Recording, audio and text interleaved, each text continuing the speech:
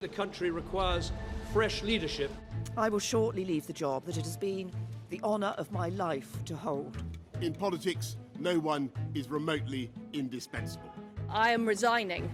I will shortly be seeing His Majesty the King to offer my resignation as Prime Minister. I will resign as leader of the Labour Party. In the past 10 years, 6 Prime Ministers have moved in and out of number 10.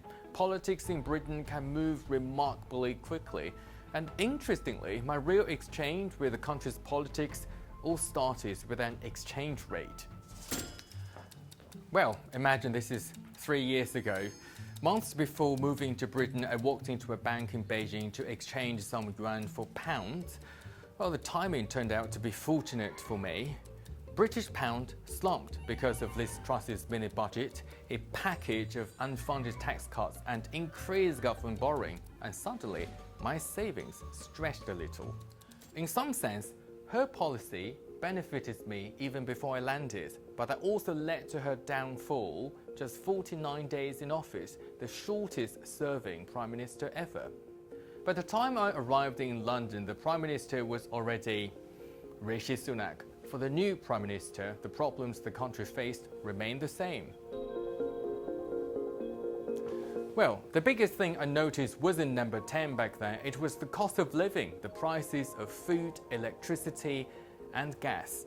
And very interestingly, Tesco grapes have become my personal inflation index. 3 years ago, I remember they were only £2.20, and now they're £3. Inflation was over 10% when I first arrived. One of Rishi Sunak's priorities was to lower inflation to the target of 2%. He achieved it in May 2024, but the prices kept growing, just slightly more slowly. Many households were still feeling the squeeze. Sunak's other priorities included grow the economy, reduce the NHS waiting lists, stop the boats, and cut the debt, the same challenges his predecessors hoped to overcome. Chief among them, a defining issue for him was immigration. Sunak made the Rwanda plan the main strategy to curb illegal immigration. Around £700 million was spent, but before it was scrapped, only 4 volunteers were sent to Rwanda.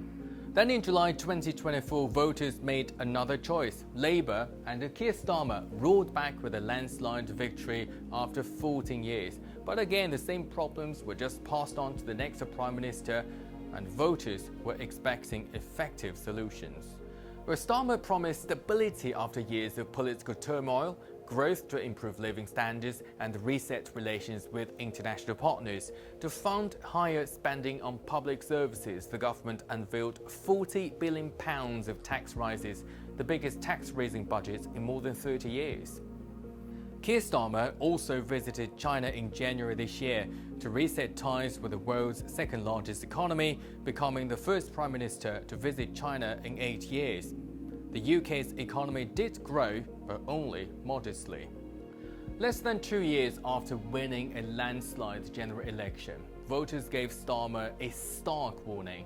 It's not only the economy, but immigration and public services, including the NHS and social care.